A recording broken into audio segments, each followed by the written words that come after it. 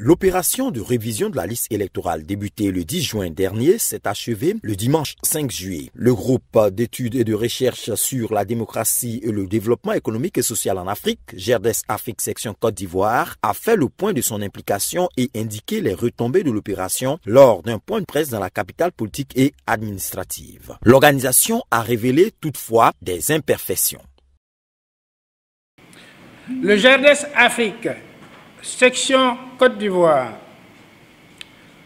remercie la commission électorale indépendante ainsi que le gouvernement d'avoir accédé favorablement aux requêtes de prorogation formulées et exprimées par une bonne frange des parties prenantes et à cette phase cruciale du processus électoral. Il exprime également un réel satisfecit quant au déroulement pacifique de cette opération sur toute l'étendue du territoire. Depuis le démarrage effectif de l'opération, le GERDES Afrique Côte d'Ivoire a mené des activités d'observation et de sensibilisation à Abidjan et au niveau de ses démembrements locaux, notamment à San Pedro, à Korogo, à Gagnoa et à Yamoussoukro. Nos équipes ont pu remarquer peu d'influence dans l'ensemble, en dépit des efforts déployés par les différentes parties prenantes sur le terrain et les sensibles améliorations à la veille des différentes dates butoirs ainsi qu'à ces dates elles-mêmes.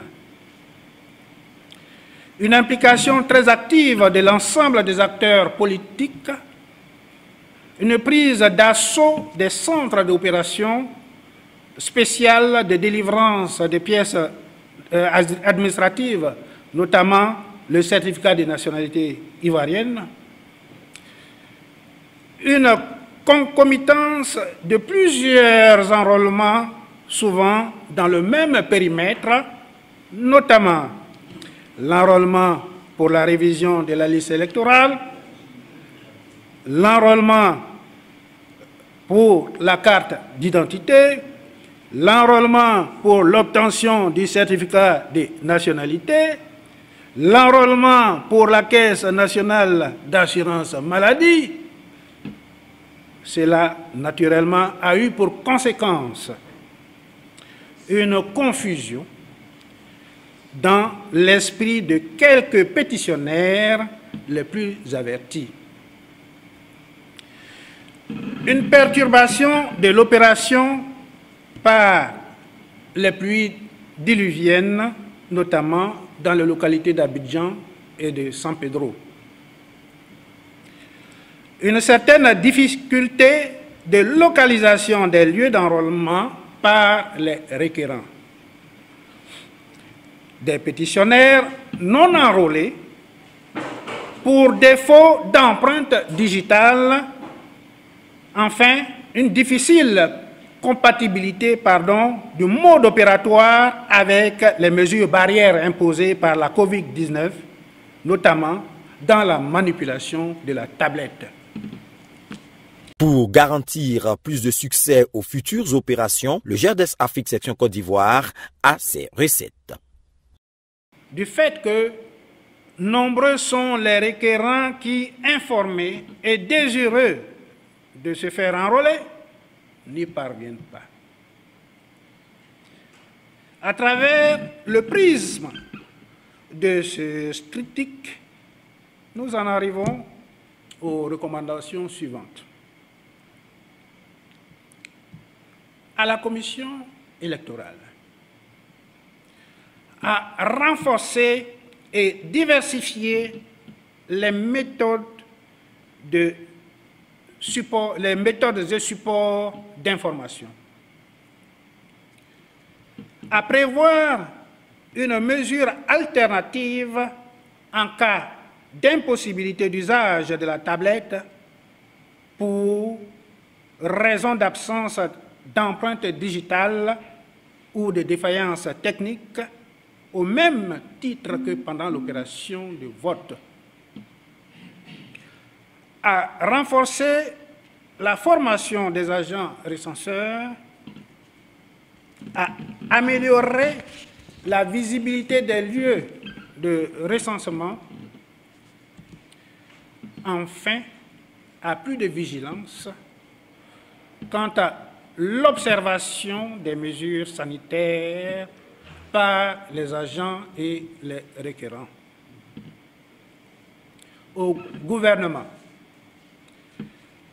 à multiplier et renforcer les mesures d'accompagnement,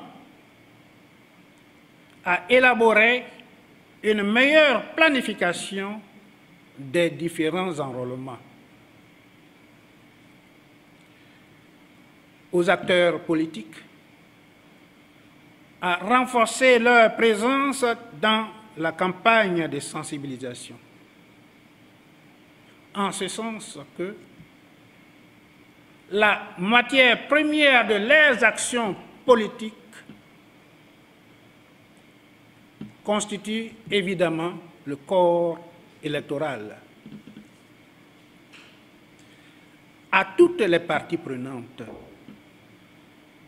à une substitution de l'enrôlement des nouveaux requérants par un simple croisement de la base de données de l'Office national de l'identification, l'ONI, et celle de la Commission électorale. Le processus électoral tout entier tirerait un avantage considérable en termes de temps et de coût. Je vous remercie. Cette opération de révision devrait permettre à près de 5 millions d'Ivoiriens ne s'étant jamais inscrits sur la liste électorale de le faire.